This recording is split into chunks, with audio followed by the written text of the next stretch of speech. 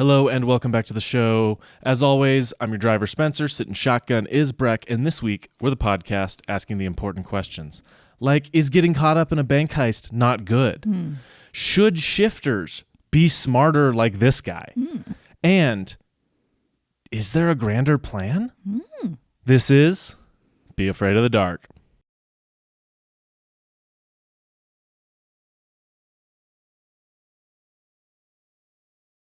Pertinent questions. Huh? Pertinent questions, and we're going to get into all of them.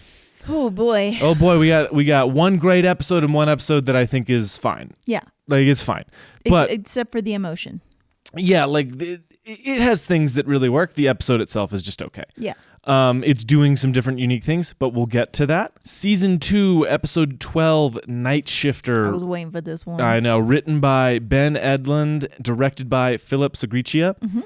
Banger. This is just a banger of an episode. Just a perfect episode. Legitimately great episode of television. Basically a bottle episode except for like a couple scenes, but... I don't even know if I'd call it a bottle episode because that bank is like the size of a city. True. It's a huge bank. It feels like the biggest bank known to man. Huge bank. I don't know how they made that work. Anyway, I mean, it's probably a set. I love also, now that I'm thinking about it, it's nighttime and there's a lot of people at that bank. There's a lot of people at that bank at night, yeah. What bank is open that late? I don't know. Citibanks. What kind of banks they got in Milwaukee? Citibanks. Anyway, let's hop right into it. Our cold open on this is a very unique one. Opens on a news broadcast footage. The cops, and there's clearly a standoff at the bank.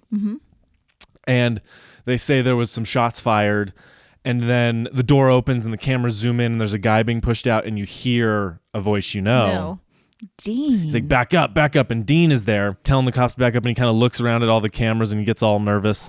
And then he rushes inside and we cut to 1 day earlier. And Sam and Dean are on the case. So really unique, original. I really like it. It's tells of what's to come in terms of them like kind of nodding towards found footage. I guess, yeah, sure. In a little bit, to me. To you, yeah. So when we cut back in, Dean is flirting with an employee of a jewelry store. Yeah, hardcore flirting. He can't help him. She's like, what's the hardest part about being in the FBI? And he's like, the secrets. Oh God, the secrets.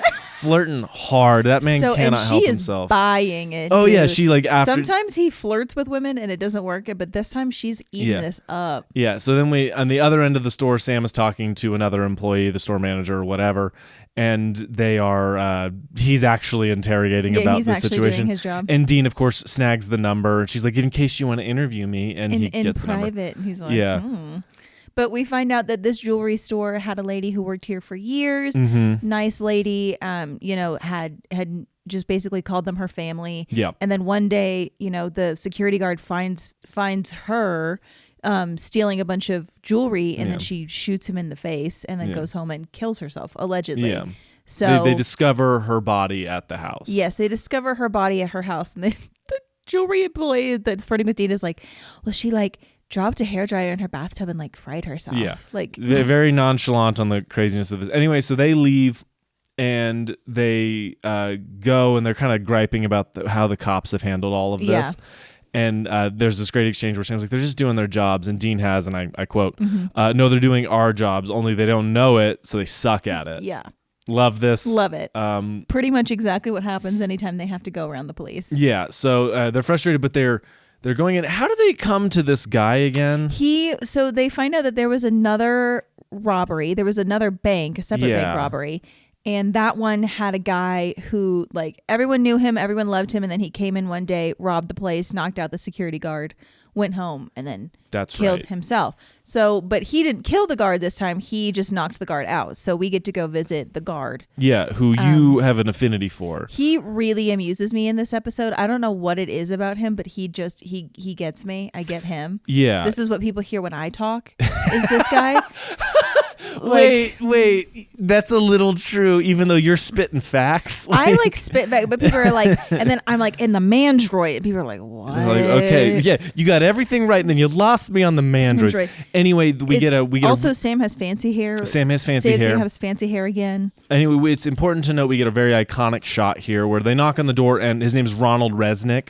Very good TV name.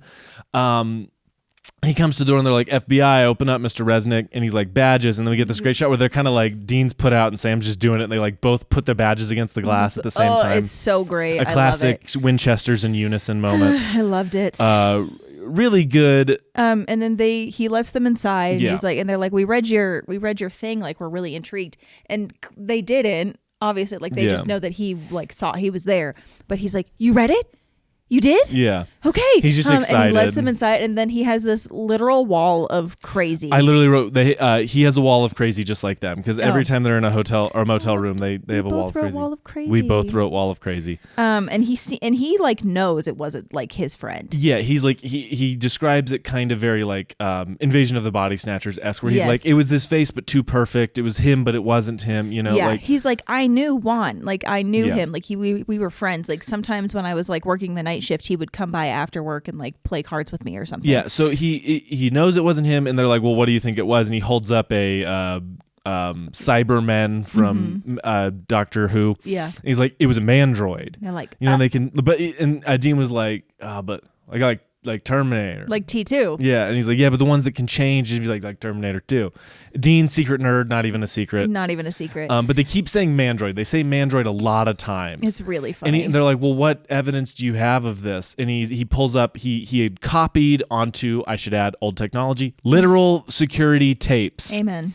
You know, that's one of those fun terms that's still holds strong, sort of. Like, I think it's starting to lose some strength, but even after we went digital, everyone's like, well, can I see the tapes? Yeah. You know what I mean? It's just funny to me. Yeah, like that's still like you're like, roll the tape. Like, you're not, that's just how we talk about it. So things he has copied the tapes illegally because he's like, the cops would bury it, and he's showing the footage, and Juan is in the footage with eye flares, just like from Skin, and Sam and Dean clock it the second he points it out. Yeah, not good. Eye flares are always gonna be freak me out a little bit. Like, oh yeah, like because it's like it's the predator thing, right? Like it's a predator's eyes are flashing back at you. Yeah, in the midnight darkness. Mass, something glowing in the dark. Yeah. Really freaks me out. So I love also that he has all the right work. Ron has all the right work and the wrong answer. Yeah, and Dean is clearly impressed by that. And Dean's clearly like, damn, you like put together. And they talk about it in the next scene. Yeah, he's like, funny. he did a lot of legwork for it. But like, I love that he is like, okay, and I know it's not him because in the blah blah blah and the blah, and you're like, damn. Yeah, he's just correct, and he even figures out the pattern where he's like, they like probably like to hide underground, you know, and he's hiding in the sewer system that connects all. He figures it all out. Like, how the fuck does this guy know that the shifters live down there? So then we get this moment where Dean's like, Sam is like, I'm just gonna give you the God's honest truth. It's not a mandroid. Yeah. It's just a man. There's nothing super or strange or sci-fi or whatever going on. And Ron does not take this well. He tells him to get out. And Dean is clearly a little put off that Sam is doing this. Yeah. He's clearly mad that he is lying. Yeah, he's like, dude, this guy is clearly receptive to the idea that things are not going the way that he thinks they're going. Yeah. So in the next scene, they're kind of dividing and conquering and trying to do some research. They've agreed that it is a shifter. It's really funny, too. Dean's like, that was really mean of you to say that you had to remand his tapes for the U.S. government. Yeah, literally, I think he's like, dirty work, man. He's like, kind of, and Sam's confused. And he's like, I kind of like him, you know. He did a lot of legwork for us, and you know, he was right. And Sam's like, about the mandroid. He's like, well, not about the mandroid. He's like, hey, people think we're crazy. Yeah. So it is a like, yeah, exactly. That's one of my favorite things. Yeah. And then he's like, well, we could have like told him. And Sam has one of my favorite lines of better to stay in the dark and stay alive. Yeah. So, then I like, they're kind of talking. They've kind of put that to bed. And Dean is in the background. He flips over like a sheet of paper over a map, and he kind of tracks out the sewer system. He's like, there's one more bank on here. I love how smart the Winchesters are. Oh, yeah. Where it's like they're doing really lo-fi things, but they're like, oh, this is a really smart. Like, okay, this is a bank. The sewer line runs. That's a bank. The sewer line runs here. Yeah. Which way does the sewer line? And he goes, okay, there's a bank here, which means there's probably a sewer line here, and he can get one more. And they're both smart. It's not just sewer.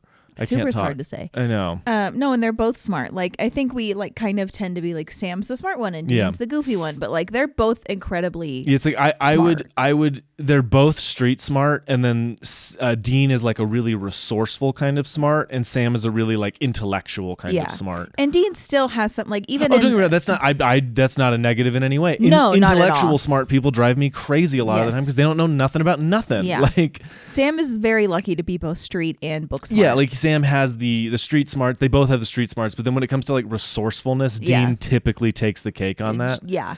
It's just something I wanted to point out because I feel like later we get more of like Dean doesn't know anything. They play up Dean being dumber. And it's like later. Last episode in Playthings, we have Dean being like, oh, like Sam's like, that's a Quincux, and Dean's like, hoodoo, right? Like, well, like Dean knows things. So anyway, so their cover to get into the bank to look at the security cameras to try to find the lens flare is like security. They're checking like the feed for the security company. Yeah.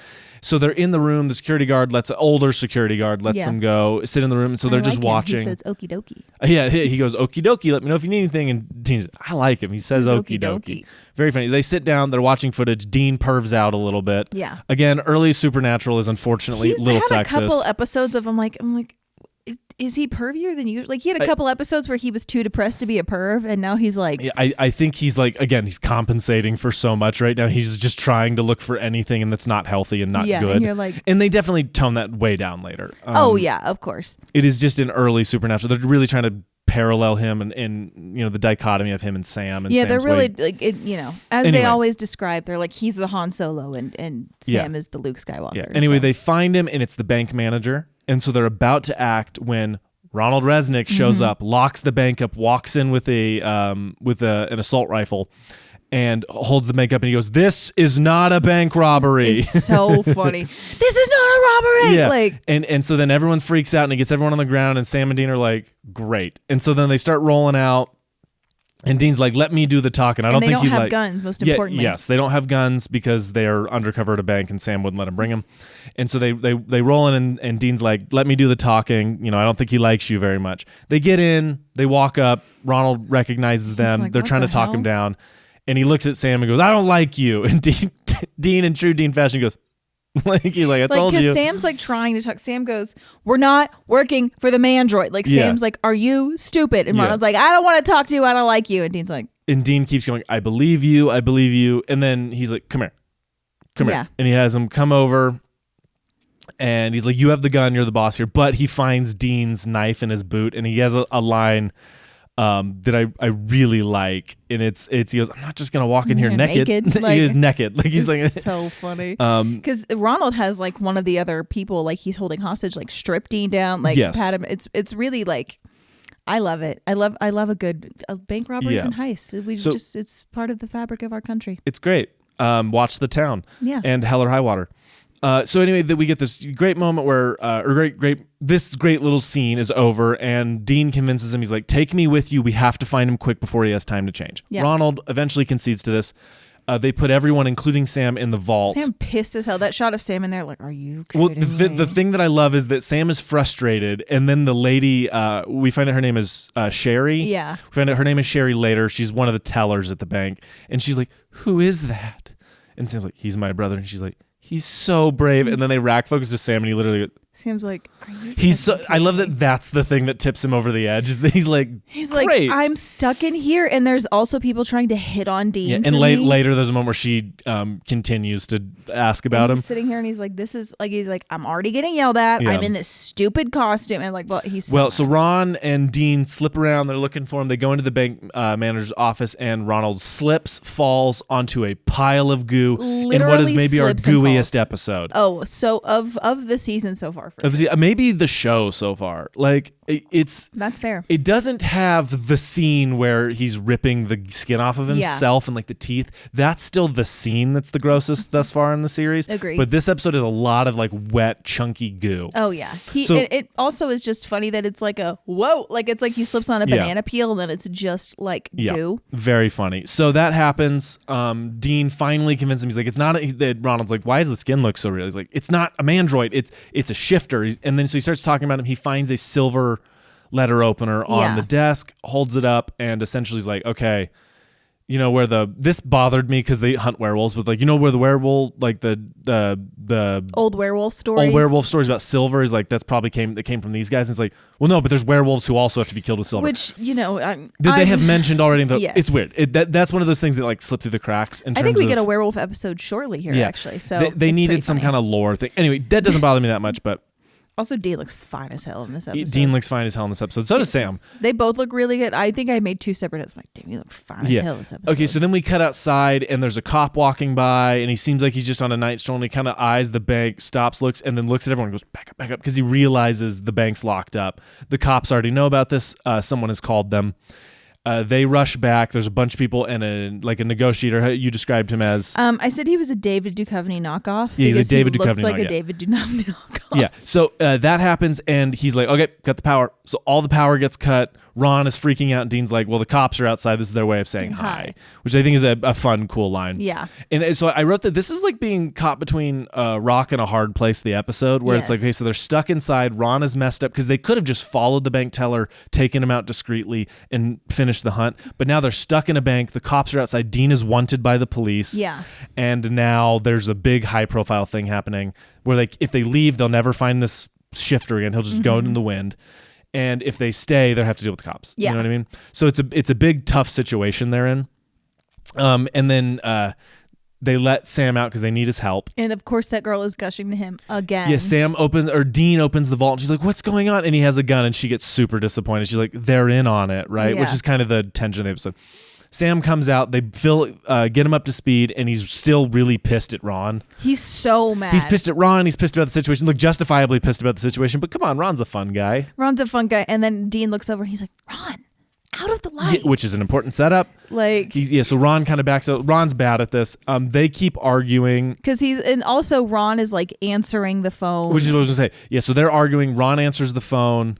Dean's like, "I'm gonna go look for this thing. You need to help keep everyone grounded and keep it locked down here." Yeah. And so Sam is trying to keep this. Sam walks away, and Dean walks away, and Sam goes, "Hi, Ron." It's so funny. Kind of frustrated and embarrassed. Anyway, so then we get this moment where the police call. Ron answers. He's like, "Oh, I'm not trying to rob this bank." He's actually kind of a crime fighter, and Sam is dealing with the people. Ron! Yeah, Sam's dealing with the people inside. Because there's an older gentleman's having the security guard. Yeah, the security guard is having like heart problems. Who Dean lets out in the cold open. It's that guy.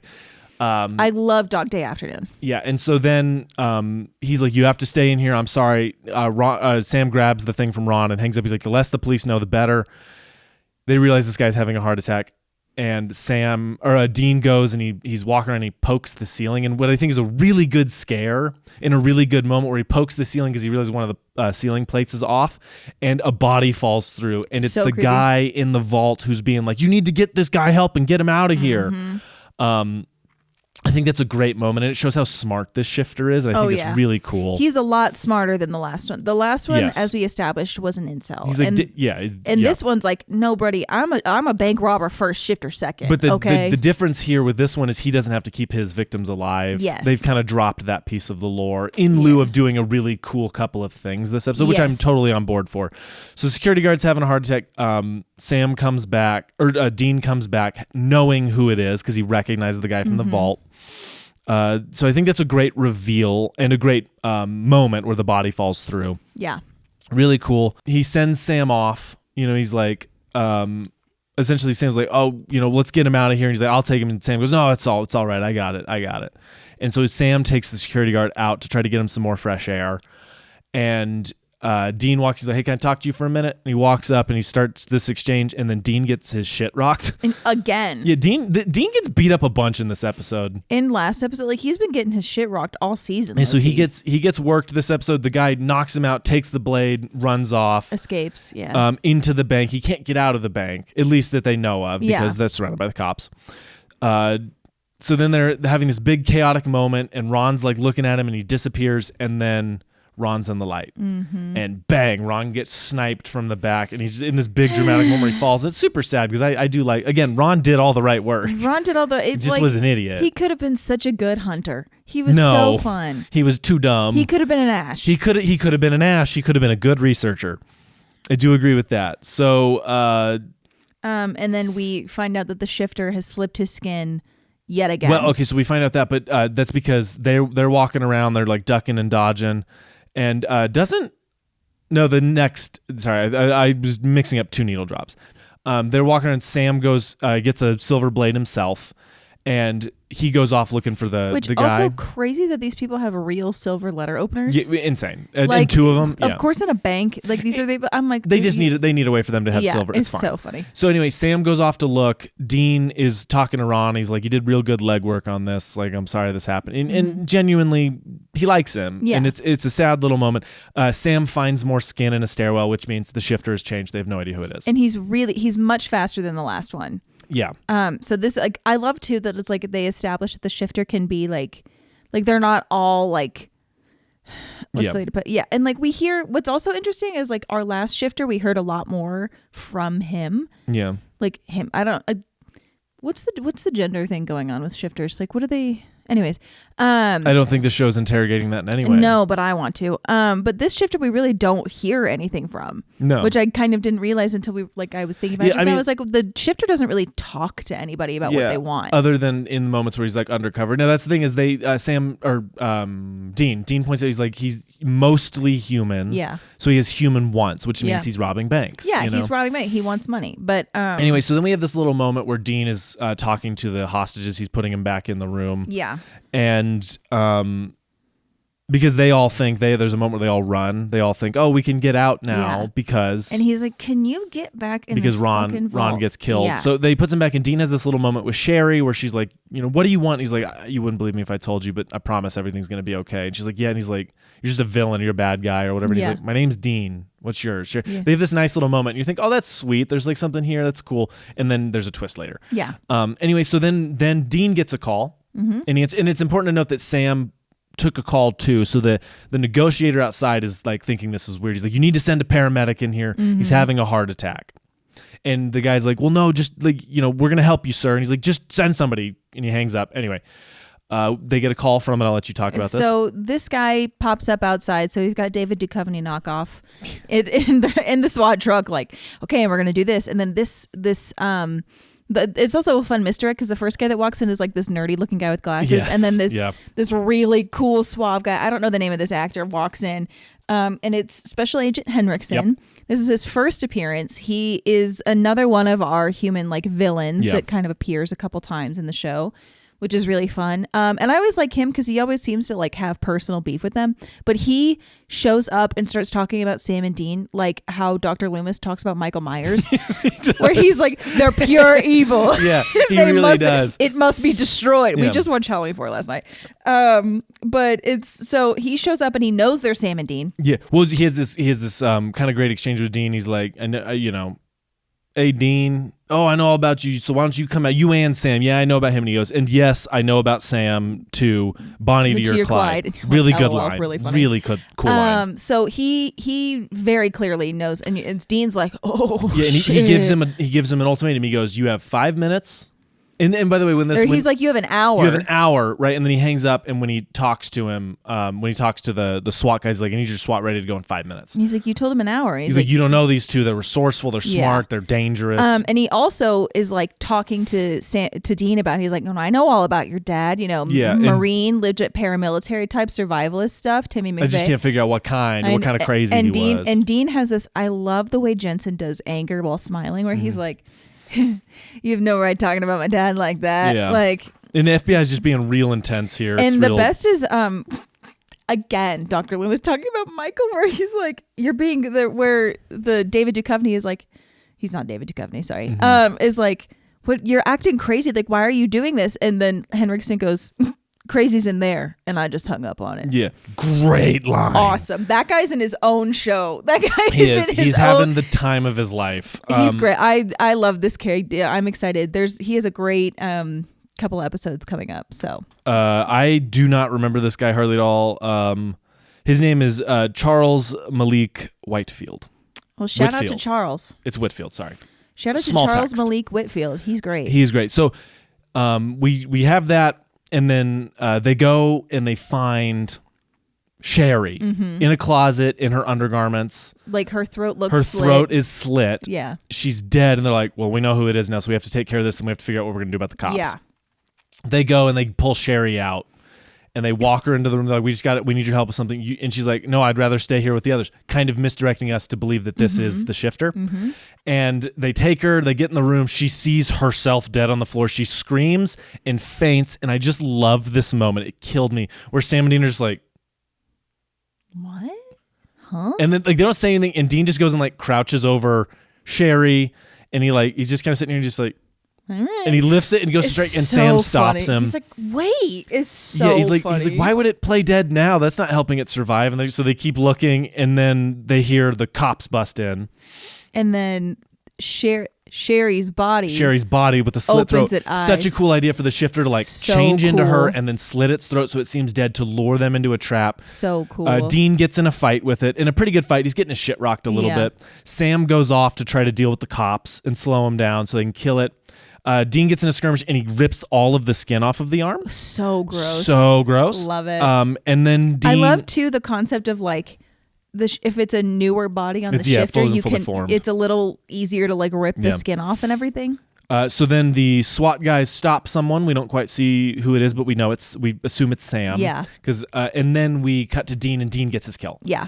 So flash it now. It is now Sam 1, Dean 6. Sam, you got to pick up the pace here, buddy. I know the whole thing of this season is that you're trying to embrace your better impulses and not kill, but I need you to Need you to start taking out some Come monsters, on, bro. buddy. Anyway, so Dean gets the kill. And then we cut to Sam, and the two SWAT guys grab him, and he beats the shit out of both of them. Yeah. And then we cut away. Dean is over the body. Some other stuff with all the people running out, and Sherry wakes up and has run away. And she runs into two SWAT guys, and she's like, I work here, I work here. And so they start getting her out. They clock her, what she looks like. They run, and then a SWAT guy steps in on Dean, and he turns, and we cut away. And then when we cut back, Hendrickson is walking through the building. He's, they're like, we got everybody out. They're not here. Yeah. He finds, they're standing over Sherry's slit throat, which is the shifter. And the guy's like, I just walked her out of this building. She must have a twin. And you're like, They come in, they're like, they're not here. And he's like, tear the building apart. Tell your men. He's like, that might not be necessary. They go in, and two of their SWAT guys are unconscious in their underwear in a closet. I can't say the whole thing. I gotta be honest. This might be sacrilegious. Maybe the best needle drop. I don't think show. it's sacrilegious. Legitimately, this is the one I think of, and look, I love the Laugh I Nearly Died one's more emotional. Yes. The Don't Fear the Reaper is like maybe more iconic, maybe.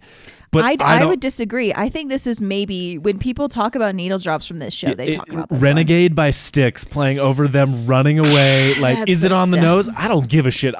This song introduced me to Styx because I heard this song and then I played it and my dad was like, you got to listen to Styx now. Yeah. Right? And Styx rules. And it's the way Supernatural always uses music correctly in a way that it should be, where like they don't tip it over into music video. Yeah. They use it. It's emotional. The editing is good. Sam and Dean are running away. They're running and they're in SWAT unions. Yeah, and they get to the Impala and they get in really like tired and exhausted. They pull the helmet off, they pull the mask off. Yeah, they get to that song, the beat, and they just extend it, and then Dean goes, "We are so screwed." Yeah. And then over the credits, literally like what an ending to what a banger of an episode. So good. This is like the most Monster of the Week episode we've had in a while. Oh yeah. Because even the next episode has quite a bit to do with their emotionality. Yes. This one doesn't exactly have to, although it sets up. The only real setup is that now they're super wanted by the police because now we know the FBI has been tailing them heavily. And they have a dedicated guy on them. Sam is now, because Sam was having that funny moment where he was like, I'm not on the watch list. Yeah, and now they are both on that watch list. They are both in trouble. Okay, anything we missed in this one? This is just a great episode. This is just a I'm sure there's a perfect lot episode. of little This beats is like, we missed. I was really excited for this Yeah, one. one of my favorite episodes. Yeah, so yeah. this is just a banger in general. Yeah. Okay, so best line. I'll give mine. Yeah. Mine is just, we are so screwed. One of the most iconic endings to a television show maybe ever. Sorry, I did not write mine down. You're all good. Do you have one that I mean, it's Sam. Probably We Are So Screwed, or what was the other one that I was? There's and yes, I know about Sam too being Bonnie or Clyde's really good. My favorite was no, they're doing our job, only they suck at it. It's Only really they good. don't know it, so they suck at it. Yeah, really good. Best kill. What do we? This is a tough one because there's like two. One of them's less obvious. Honestly, to me, it's Ron getting sniped. We both have the same one. Okay. Because that is emotional. As far as one-off characters go, I like Ron. That actor is having Ron. let me find out his name. Just talk about that kill. But it's fun. Like it's very dramatic because they also cut to so you see like his name is Chris Guthier.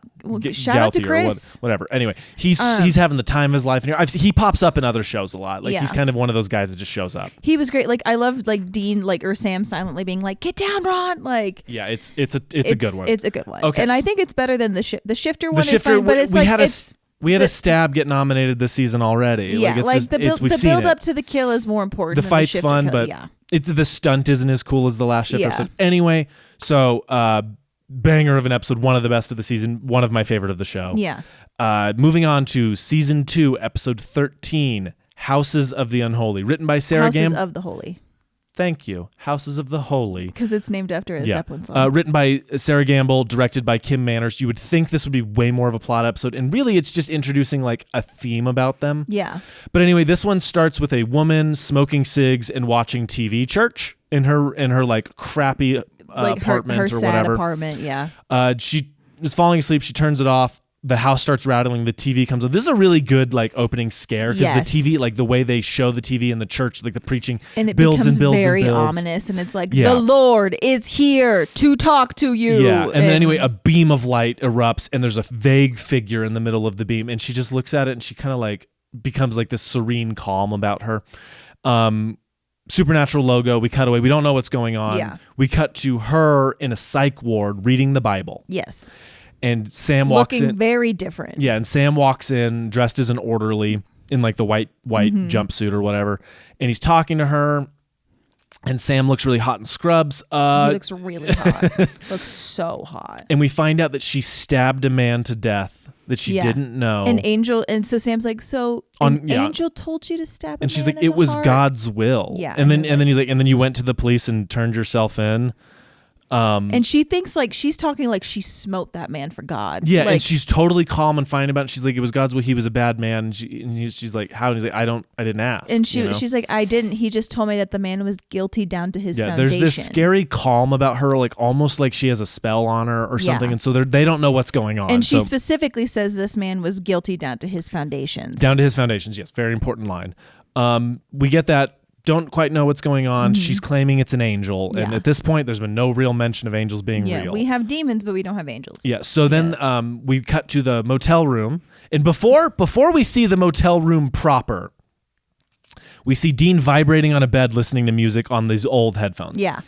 And I should say, this becomes a staple of the show. Yes. The magic fingers becomes a staple of the show. Why does he love them so much? Who's to say? How did you describe it? Oh, I was like, oh my God, it's like in The Shining, if you've watched it recently, when Dick Halloran's in his room, like when he's receiving the message from Danny, there's like a picture of a beautiful naked lady above his TV, and there's basically in this motel room, there's like a silhouette of a woman with her boobs in like 3D. Like it is insane. This is the horniest motel room ever. Again, that set deck guy was like, and I will be making the horny motel for this episode. And look, please tell me if the magic fingers are not for that. I've always just assumed after seeing, Can you guys, inventor of magic fingers, if you could come on the pod? I would love that. That would be the funniest thing in the world. Anyway, so Dean is clearly like, you got to try these. I'm out of quarters. He's like kind of upset. He's like, literally asked him, like, do you bring more quarters? He asked him that later, but it's so goofy. Literally, when Dean on lockdown after last episode is in need of quarters is the note. Yeah, because Sam was like, we're on. Sam was like, you cannot go into a government building right now. What's wrong with you? So he's kind of going a little stir crazy, but they start talking about the case. They get caught up on it. And he's like, angel. And he's like, well, it's not an angel. And Sam's like, why not? Yeah. He's like, there's more lore on angels than anything we hunt. And Dean's just like, because they're fake. Like some things are just a load of crap. One. Yeah. And so they get more into this as the episode goes on and why. But like right out of the gate. I can't talk today. Bad for podcasting. Right out of the gate, Sam is more willing to believe and Dean is not. And like they don't they don't really talk about that before this, but that is the exact dynamic that makes sense. 100%.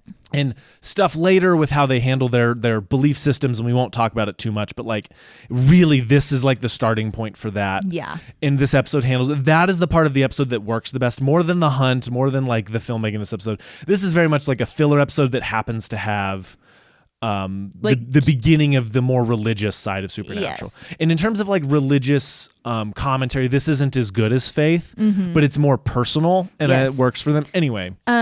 And so and an important thing that we didn't mention is that the lady in the psych ward was like, oh, I saw a sign by his so literally door. She just like, it was standing next to him, and I knew that was the man I was supposed to kill. And so she does. They go out, and this man who died. Well, so they Dean's like, let's just go check out the victim's house. Yeah. Come on, we can go check it out. Yeah. He's really wanting to get out of That man needs to leave. So he gets out, they go and they check, and Dean jumps up on the porch and he's like, well, would you look at that? And there's a prop decorative angel. Like a cutout angel. And he's like, must have been the sign. And Sam's not buying it. Sam's kind of looking around a little confused, and he like opens the gate and they walk back, and there's a cellar with 3 padlocks. Well, first of all, Dean has one of my favorite lines of the episode where he's like, well, I learned a valuable lesson. Always take down your Christmas decorations after New Year's, or you might get filleted by a hooker from God. That is a very good line. You're like, Dean, they're called sex workers. So they've walked around. They find this cellar, and Sam's like, well, she did say he was rotten to his foundation. He's like, you think she meant the literal foundation? Yeah. So they break in, and there's this like really weird, this is a dumb filmmaking thing, most people won't notice this, but there's a weird sky replacement above them, green screen, because the cellar's obviously a set. Yeah. So they have the entrance to the cellar, and they just put a green screen on the ceiling, and so when they walk in, it just looks a little funny. They walk in, they're looking around, everything seems normal, and then Sam comes and scrapes off a part of the wall and pulls off a fingernail. Yeah. Never a thing you want to find. They start digging. There should only be Satan's vegetables down there. There should only be Satan's vegetables in cellars, as we learned from Hell House. Of course. They find a body buried down there, which is, my nose, like fingernails in the wall is never good. Bones right under is even worse. Yeah. Also, dirt floor basement, creepy. Yeah. Oh, yeah. Creepy. They find this, they figure it out. And then we cut to, while they're doing their research, we cut to another man in a motel room with a comic book. In a very sad apartment. Yeah, I literally think it's a motel room. Oh, is it a motel room? Or like a studio apartment, like crappy, whatever. It's like messed up, it's terrible, it's gross, and he's just laying there like clearly broken. And then same thing, place starts shaking, beam of light, serene feeling. And the thing that I hate about this is like the angel is taking these like broken men and manipulating them. Again, something Faith really dives into and uses, and I think is a common religious critique. And I'm not going to get too much of that. I don't want to offend people who are religious. It's just that is a common theme for critiques of religions, is using broken people for your own ends. And it's very sad, and this is a good representation of that, because he could just go to Joe Schmo, college student, or father of 6 or whatever. He could do those things. We cut back to the motel room. Dean's inside. He's looking at he's antsy. He's looking at a sticky note on a window that we find out what it is. Sam comes in and he immediately goes, "Did you bring more quarters?" And Sam just stops, looks at him, then looks at the magic fingers. They like rack focus to the machine, and he's just like, "You have a sick addiction. I'm not feeding it." Oh yeah, he goes, "You're like one of those lab rats that pushes the pleasure button instead of the food button until it dies." And Dean goes, "I eat." He tosses him some food. Wait, does the guy who the angel appears to, does he kill before this? I thought he killed before we. He does. You're right. Thank you. We get the scene where he's walking down the street and we see what they see, which is just the beam of light with the figure in it standing next to a house. He knocks on the door. Guy opens it and he goes, "Hi, I'm Zach." And then stabs him to death. Creepy. And then we pull back and we see that the sign was an angel fountain in the front yard. Yeah. That wasn't the sign. That was just happened to also be an angel fountain in the front yard. Weird statues in this one. Yeah. Anyway, so then we cut to the hotel room. They catch each other up. Sam's like, okay, so... He found out more about the... like the previous guy who the lady killed, and how he worked at the campus library. Yes, three students went missing and blah blah. And so Dean finds out that there was another victim last night. He got the address, and then they go and they break into the house again, and they find out. And we're just gonna brush past this. Come on. They scaled the fence. Sorry, thank you. The Winchesters climb something, which is my world's famous. His favorite thing. Climb something straight into breaking and entering is like crack cocaine to me. And they open the window with like a knife, which also is like one of the famous bloopers from this, is they make it too hard to open. And Jared's back there like, I literally cannot open this window. Yeah. It's one of my favorite. It's a cool shot too of like the knife popping it open. Good stuff. But yeah, they read the. We're gonna brush past. They break into his computer and they find out he was a pedophile. Yeah. And he was going to meet up with an underage girl. Yeah. Then moving on, horrible. And I literally wrote at this point, I was like, I'm on the killer's side. I'm like, yeah, sounds good to me. They kind of point out, he's like, this is an avenging angel. Yeah. You know, which is, you know, and then they find out all the victims went to the same church. Yes. So they go and investigate Which the is church. literally called Our Lady of the Angels. Which is crazy. Which is funny. You expect this to be a really shitty church. They go in, it's like a cathedral. Like it's a yeah, really it's like nice a beautiful church. It's just in like a bad neighborhood. Yeah. So we find out they're talking to this guy. They're like, "Oh, we're from this place in Texas." He knows the priest. They kind of flub through their lie. Like we're from Fremont, Texas. And I was like, what the They hell? flub through their lie. They're like, we just want somewhere to go. They kind of learn a little bit more about the parishioners and this priest thinks it's like, oh, crimes of hate, you know, they just from misguided people. They talk about Michael the Archangel and avenging angels and God's warriors, and seems like he's like, you sound he's like, no, I believe in it completely. He just doesn't believe this is what that is. Yeah. Right. And so again, he's kind of like in the middle on this, where he believes in angels like Sam, but he doesn't believe this is what that is like Dean. They go outside and they're like, what is all this for? There's kind of a little memorial setup. And they find out that the priest died like a month ago. Yeah. The old priest who's a friend of this our old timer is a priest this episode, which I never a bad thing.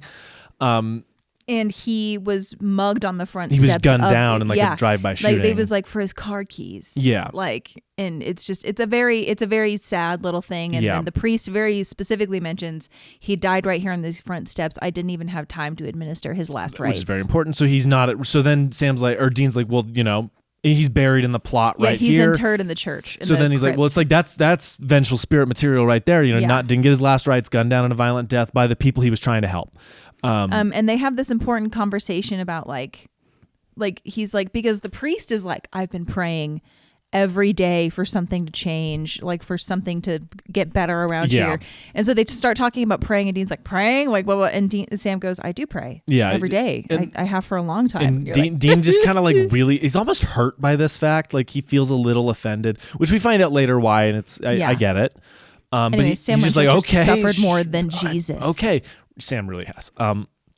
Anyway, so they kind of move past this, and Sam kind of hints that he wants to believe in this because he believes he can be redeemed. Again, one thing about the season I need something to happen, because like, what has Sam fucking done? Yeah. Other than have visions, right? Yeah. He's beating himself up way too much. Again, playing into the Yellow Demon's hand. That's what the Yellow Demon wants. So they go try and find the. They break in, find. They're like walking around. Dean walks into the actual crypt room, and Sam looks over and a statue is vibrating of an angel. It's just shaking, and he kind of walks up, and then he turns around in a beam of light. Same thing happens. He sees a figure in it. He smiles. When Dean walks back out, Sam is passed out. He gets him up. He gets him out. They're sitting in the pews, and he's like, I saw an angel, Dean. Or he goes, Dean, I saw an angel, and Dean just goes, reaches into his pocket and pulls out a flask and offers him a stiff drink. Yeah. It's genuinely hysterical. Dean's to like, me. okay. When Sam turns it down, Dean just goes and takes a giant swig himself. Dean took up drinking this season. Yeah. Again, I get it. So then we get into this exchange where they kind of get a little more heated. And what he's like, why? It comes down to the fact that Mary believed. Yeah. Mary always Sam's told like, Dean. Why are you so against this idea? Dean has this really good monologue, and it boils down. He's like, Mom always told me angels were watching over me. In fact, that was, I think, probably the last. He said that was the last thing she ever said to me. And then Sam's like, why would you tell me that? And he has one of the saddest lines I've ever heard in the show. And he goes, what's to tell? She was wrong. And then he continues on and just talks about, he's like, it didn't matter. Nothing saved her, you know? And he's really angry about this. And Dean doesn't really convince Sam. But he has this other line where they kind of decide, they're like, we're going to summon a spirit here. Mm-hmm. Because Dean has spotted, he's like, and I'm going to prove to you why it's not an angel. And Dean has spotted specifically wormwood growing on the grave of the priest, which is apparently associated with spirits not at rest. With just that one grave. So they talk about summoning the spirit, and Sam's like, if it is the spirit of this priest, he'll have no choice but to show up. Yeah. And then Sam's like, but if it's an angel, it won't. Yeah. And then that's how they'll know. And he has this line, and it's just one of the perks of the job, Sam, or we don't have to operate on faith. We can know for sure. It's another great line. Yeah. So then they come out. Importantly, Sam's also been told also to kill someone. Yeah. So they walk out of a mini mart, and Sam literally goes, he's like, I know we've done some ghetto magic work before, but this takes the cake. I mean, a SpongeBob placemat for an altar. And he's like, we'll turn it upside down. Cloth. And he's like, we'll turn the SpongeBob part down. And then Sam sees the light next to a man. He's like, that's him. That's the symbol. Dean doesn't see it. He's like, they've realized no matter what everyone the angel has told them to kill has done something wrong. Yeah. And Sam is also pointing, he hasn't done anything yet. Yeah. Which upsets Dean because he's like, oh, of course, right? Now it's going to start telling you to kill people that it wants to kill. Yeah. That's his belief. He's like, he's going to do something bad. We have to follow him. Yeah. Dean gets in the car, leaving Sam with the bag on the curb. He's like, unlock the door, Dean. He's like, no, you go do the ritual. I'm going to follow him. Yeah, I'll go take care of it. Super smart of Dean, in all honesty. Dean starts telling him. Sam gets to the ritual. Sam starts doing the ritual. The priest walks in. And the placemat is, of course, down so they don't have to pay for SpongeBob. Yeah, and so they don't have to pay for SpongeBob. Also, just they get a good joke out of it. But I should also add that he finishes the ritual, at least finishes most of the ritual. Yes. Before he's interrupted by the priest. The priest's like, what are you doing? He's like, Father, I'm trying to, I can explain this. And he goes, okay, maybe I can't. He's like, I'm doing a seance. And he's like, you are in a house of God. And he's like, it's based on early Christian rites. This super sheepish kind of like Sam's respect for authority here is like funny. It's really funny. So that we get this good thing. And then there's a big one, and the priest is ushering him out. Like, come on, we're going. Like, beam of light shows up, and immediately you see Sam. And I think Jared plays this so well because they don't really focus on it that much. But Sam's like, it's not an angel. Yeah, Sam's and like, he just like slumps a little bit, and he's so sad. And then the light fades, and the spirit of the priest is there, and they start having this conversation with this priest about he's like, I'm an angel, and they're like, you're not an angel, you're a man. They're explaining this, and they cut back and forth with Dean losing the guy. The guy picks up a girl to go on a date. He has flowers, and he parks, and while he's lost him, the guy parks and he starts assaulting this woman. Yes. Really, really violent. Look, it doesn't get too really graphic, but where he like tries to kiss her, and she's like, I thought we were going to the movies, and he's like, and then he slaps her, and then he pulls out a razor blade, and you're like, whoa. Yeah. So they don't dwell on it for too long, but it is again a very dark thing that happens. Dean breaks the glass and beats the shit out of this guy. Good. Runs around, gets her out, and he's like, "Are you okay? Are you okay?" He wakes up, drives away. Dean goes, "Do you have are you okay? Do you have a cell phone?" She's like, "Yeah." Call 911. He gets in. Pretty good car chase ensues. Yes. Like nothing super special, but a good car chase. It's cutting back to the Sam, father, and the part that really makes me like here is that the father also implies that Sam needs redemption. Yeah. And you're like, I'll kill you. Yeah. And I don't even know if he's implying to Sam so much as just them people, and Sam's like, but Sam doesn't need to hear that. Sam doesn't, literally, I wrote, Sam doesn't need redemption. He's done nothing. Right. Yeah. So, and once again, no one gets a kill. But I do appreciate that this, kind of like the Mary one where Mary chooses to defeat this poltergeist or spirit or whatever. But it's this very peaceful thing where the father's like, he gives him this blessings like, be at peace. And I ask the Archangel Gabriel to guide you to heaven. And he fades. And then we cut to Dean, and Dean's chasing him. And there's a bit of a car crash where a truck skids out. A pipe falls off the truck, bounces on the ground, and flies in and impales the guy that Sam's in the supposed to kill. most Final Destination. The Descent. That is, as soon as I saw the car chase, I was like, oh, I remember what happens. Because this has always stuck out to me because of the end where Dean walks into the motel and he's like, he looks at Sam and they're both really depressed. And he's like, how'd your day go? Like, how was your evening? And he talks about it, and he just talks about, he's like, I wanted so hard to believe, right? And I think that's a feeling a lot of people who aren't religious do have, is that feeling of like, I would love to believe in this. I can't. I've tried and I can't. And it's sad because he's like, I wanted to believe I could be redeemed. And he's like, maybe there's nothing out there. And Dean just has this line where he's like, well, it's funny because if I didn't see how he died, I would never have believed it. Yeah. He's like, it felt like God's will. Yeah. Right? God smiting an evil man. It's crazy. Like this, and again, that's the only part of this episode that like super works for me, is this like establishing the very honest feeling that Sam would believe and Dean wouldn't, and then taking them on a journey where they both see things that challenge their beliefs. Yeah. And both of them being willing to interrogate that belief challenge, right? They're both willing to go, I don't know. And it's so like also when Dean comes back in, Sam finally accepts the drink and you're like, ugh. Yeah, right. And Sam has this line that really breaks my heart more than most like Sam lines, where he's like, there's so much evil in the world, Dean, I feel like I could drown in it. Yeah. Like oh man. He like, this is a bummer of an episode. This is a bummer like episode. It's got some funny lines and it introduces the magic fingers, but this is a bummer of an episode. It's just Sam like being like, and I just wanted to believe. And to me, this is Sam kind of understanding on this innate level what exactly has occurred to him to be chosen by the yellow-eyed demon. But like, yeah, it's a bummer. It's a bummer. Like, I can't go into it without talking about the 20,000 other things that happen to Sam later. Yeah. But anyway, it's a bummer, and I'm sad. And so he has suffered more than Jesus. Our episode ends there, and it ends on a really big bummer. Yeah, moment. and he goes, maybe I could be saved. Like, maybe I could be saved. And you're just like, I hate this. Anything we miss in this one? This is a good episode. I don't think it is unfortunate that it paired itself with Nightshifter in this one, because Nightshifter is like one of the best episodes of the season. If not the best episode of the season. No, my only miscellaneous note is Sam is still not getting a kill. Sam is still not getting a kill. Dude, there's at this point, I don't think he can. Because look, we're on episode 13 and there's been them having collectively 7 kills. Yeah. And 3 of those for Dean were in one episode. Look, Sam's going to win a season at some point. I know he will. But he's slacking. He's slacking hard. It's going to be a low kill season. Season 3, I think, is when they get kind of the ability to be a little more violent. Yeah, I think and 3 then and 4 specifically. There's a couple Sam's going things to get crazy in 4 for sure. Yeah, so I'm excited about that. Excited moving forward for the next couple episodes. We'll get into that. But what is your best line of this episode, Breck? There's so much evil in the world, Dean. I feel like I could drown. See, and mine's also a bummer because that one is absolutely. Mine's what's to tell? She was wrong. Like that's one that's always stuck with me. Where I was like, oh man, this show's kind of depressing. This show is depressing. Last episode, kick ass, ends on a bummer note for them in a completely different way, and like, oh fuck, what's the show gonna be from now on? Yeah, now you're like, this one's just like, oh, great. No, it's like, now dissect how you feel about God. Yeah, best kill. The pole. It's the pole. It's a genuinely cool kill. The CGI is dated, but it's a cool kill. Yeah, and like I love how Dean walks up and he like sees it through the what's the word? The window. The seat. Yeah. There we go.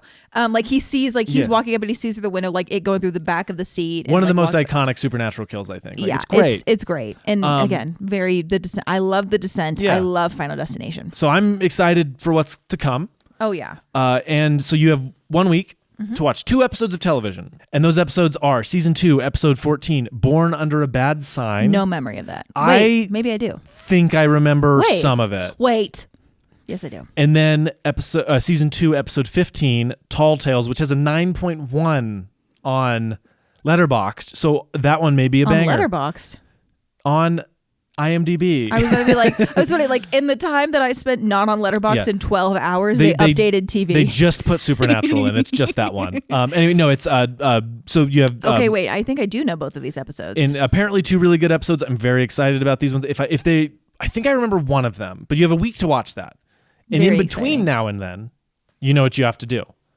Get your journal, watch some TV, hit the road, but remember, you know what's out there. Be afraid of the dark.